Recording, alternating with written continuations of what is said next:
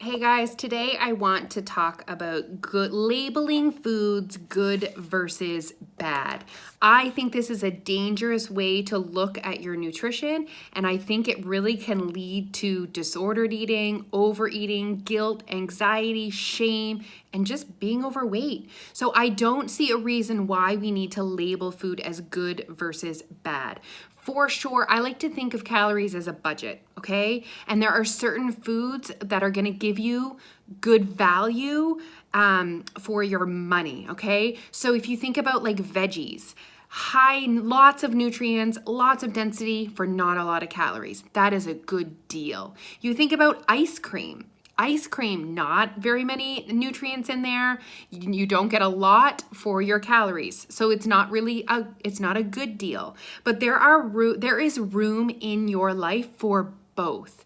Obviously, most of the time we should be choosing the good deal foods, but it doesn't mean that you can't also include the bad deal foods in your life. What happens when you label foods good versus bad? I think as soon as you go to McDonald's and you order a McChicken meal, you're ordering guilt along with it. And you didn't want guilt. And then after that is shame. And then you go home and you eat a whole cake because you ate McDonald's. And it doesn't have to be that way.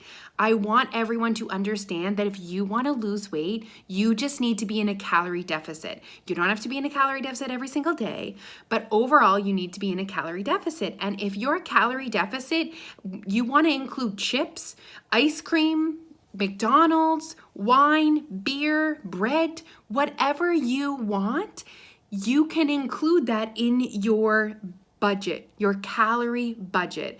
And I think that when we start to realize that we can enjoy those foods in moderation, without guilt, without shame, without anxiety, once we get to that point, that's magic. That's when weight loss happens. That's when you start to form a healthy relationship with food.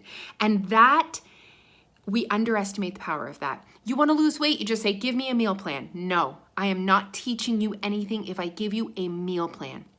If I teach you and guide you to have a healthy relationship with food, then I am giving you strategies for sustainable long-term weight loss.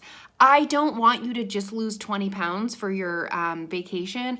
I want you to lose 20 pounds for life in a way while you are happy, which is actually possible.